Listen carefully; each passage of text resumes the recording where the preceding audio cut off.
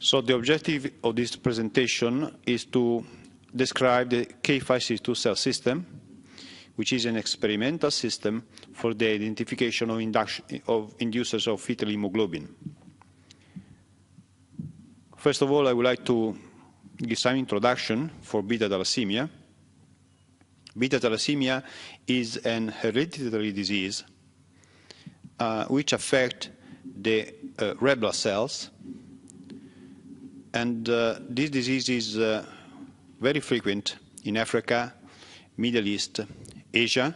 In Italy, is frequent in Sicily, Sardinia, Calabria, and Veneto and Emilia-Romagna regions. About hemoglobins. Humans produce different kinds of hemoglobins depending from the status of the development.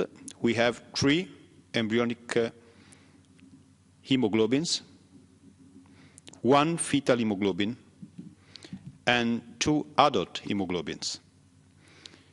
Alpha-2 beta-2 is the major adult hemoglobin, and this particular hemoglobin is not produced in beta thalassemic patients. The reason for this lack of production is an altered expression of the adult beta globin genes in beta thalassemia patients. And the reason for that are several, and more than 200 different mutations affecting the adult beta globin gene have been described in the past. Talking about the development and the differential expression of the globins, we have a first switch from epsilon to gamma globin gene expression, and at the same time we have a switch from zeta to alpha globin gene expression during the first stages of development, so in the human embryo. Later on, in the fetus, we have high expression of the gamma globin genes, and this expression decreases after birth. At the same time, we have an increase in the expression of the beta globin genes, giving rise to high level of production of adult beta globins. So in beta zero thalassemia patients, the expression of beta globin is very low or absent. So why induction of fetal hemoglobin in beta thalassemic patients? This is a very important question, and is related to several projects aimed to induce fetal hemoglobin in adults, including beta thalassemia patients, of course. The reason for this is that with the induction of fetal hemoglobin, we can mimic the hereditary persistence of fetal hemoglobin. This is a very interesting situation, which is called HPFH. And in these patients, fetal hemoglobin is expressed at a very high level in adults. So HPFH patients with beta thalassemia exhibit a mild clinical parameters. Why this? Because fetal hemoglobin in the adult somehow make the clinical situation better, because can bring oxygen from the blood to the tissues. So an example is this particular case in which we have identified an overframe shift mutation at codon 18 of the beta globin gene associated with the HPFH phenotype. In this patient, we have a mutation at the level of this codon, and this causes a stop codon at codon 23. So in this patient, this gene does not produce a functional beta globin. In this patient, the other beta globin gene is absent due to a deletion of the entire globin gene. This patient does not produce at all adult hemoglobin, which should be here, and produce only fetal hemoglobin. This is the blood of this patient, and this is the analysis of fetal hemoglobin in erythroid cell cultures. And also, the analysis, the immunocytochemistry analysis shows that the majority of these cells express just fetal hemoglobin.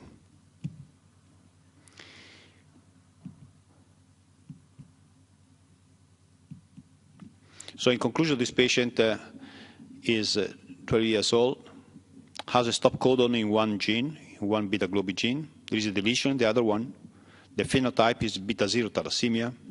The phenotype displays also high level of production of fetal hemoglobin. But, very interestingly, this patient does not depend from transfusion. She has not been transfused. And so this is a very important point because it's a formal demonstration that if we are able to induce fetal hemoglobin, we have a mild clinical parameters. So the objective of inducing fetal hemoglobin is to get the patient to be transfusion-free or to have an increase in length of time between transfusions. There are two important clinical points.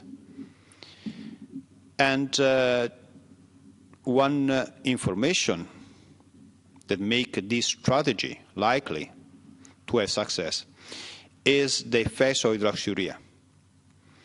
So it has been demonstrated that hydroxyurea can eliminate transfusion requirements in several beta thalassemia patients. And in this slide, there are several examples in which a very high number of patients have been treated with hydroxyurea, and several of these patients respond to this treatment and become transfusion independent. So it's very important to have experimental cell systems which help us in identifying possible fetal hemoglobin inducers. So why K562 cells? So K562 cells are very important for the first screening of potential fetal hemoglobin inducers. So we have at this point two alternative ways to screen fetal hemoglobin inducer. High throughput screening, these are very important, and screening on experimental system, which is very flexible. K562 cell system is very flexible, very easy. You can analyze very easily cell growth, erythroid differentiation, hemoglobin production, messenger RNA accumulation, either by nodal blotting or quantitative RT-PCR. At the end, using high throughput screening and K562 cell system, we can identify novel molecules able to induce erythroid differentiation, and these molecules can be studied on erythroid progenitor cells isolated from beta thalassemia patients. So first, we have a high throughput screening, a screening on K562 cell system. We identify molecules able to induce differentiation, increasing gamma globin messenger RNA accumulation. Then we can test these molecules on erythroid precursor cells from beta thalassemia patient. This is very important because we can use these molecules on in vivo mouse model systems, and at the end, in clinical trials on beta thalassemia patients.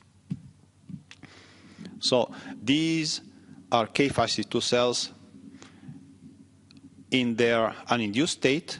They look like this is a uninduced pellet, which is pretty white. And as you can see, if you treat the cells with an inducer, you get differentiation, and the pellet becomes red. That's because these cells accumulate large amounts of hemoglobin. You can see also here 3 different induction of K562 cells. What are the assays demonstrating differentiation? We can stain the cells with benzidine. This is a very easy assay. These are uninduced cells. You see there is no or very few blue cells. These are hemoglobin-containing cells. After 2 days and 7 days of treatments, you can see a very sharp increase in the proportion of benzidine-positive cells, demonstrating differentiation. So in other words, most of the cells become benzidine-positive, most of the cells accumulate large amounts of hemoglobins. And this is an example of kinetics. These cells, in their uninduced state, do not increase the proportion of benzidine-positive cells. On the contrary, if you treat these cells with an inducer, you get differentiation, and within 4, 5, and 6 days, they reach very high level of positivity to benzidine, demonstrating that the majority of cells become able to produce large amounts of hemoglobins. What are the biochemical and molecular markers of differentiation in this particular cell system? First of all, of course, the kind of hemoglobin production. And one strategy is cellulose acetate gel electrophoresis. And as you can see here, this is just an example of fetal hemoglobin, adult fetal hemoglobin. This is an example of, on the contrary, of production of hemoglobins by K562 cells. As you can see here, the majority of hemoglobin produced by this cell system is hemoglobin Poland, which is theta 2 gamma 2, and certain clones produce also low levels of hemoglobin Gabor 1. In any case, these cells produce mainly embryo-fetal globins. The assay can be also analyzed by employing northern blotting. You can see here is just ethidium bromide staining of RNA. You can see here the 28S, 18S, and 4S RNAs. And of course, you can hybridize with the gamma globin probe. In this case, you get low level of gamma globin messenger RNA in uninduced cells. And here you can see a very dramatic increase when the cells are treated with an inducer of fetal hemoglobin production. So we can demonstrate by northern blotting analysis an increase in expression of gamma globin gene, and of course you have to perform right control, and you can see here there is no changes when you hybridize the northern blotting with actin probe, demonstrating that the increasing effect on gamma globin gene expression is specific. The same experiment you can also perform the same experiments by using quantitative real-time PCR, reverse transcription PCR. In this case, you see the level of the kinetic hybridization with the gamma globin probe. These are treated cells, and the increase of expression is very clear. You can see here a shift between these two kinetics curves of hybridization and the control. When you compare control and induced cells, you see a shift demonstrating a very high level of induction of gamma globin messenger RNA. In this case, of course, you have to perform controls either with actin or GAPDH probe, demonstrating that in this case, we have no increase or very barely increase of expression. So before conclusion, let me introduce also the use of K562 cells as a cellular biosensor. This is very important for high-throughput screening systems. So in this case, we can produce a recombinant construct with GFP sequences under the control of the gamma globin gene promoter. So the question is whether this promoter induces the expression of GFP. And the second point is, of course, what happens when we treat this cell with fetal hemoglobin inducers. And we can try to understand what happened just looking for GFP production. So this is a very easily detectable system, and this system could be used for high-throughput screening analysis. This is an example. These are uninduced cells. These are induced cells, K562 cells clones induced with the angelicin, which is a pretty good fetal hemoglobin inducer. You can see here a very sharp increase in the expression of GFP, demonstrating that this molecule is able to upregulating gamma globin promoter regulated expression of GFP.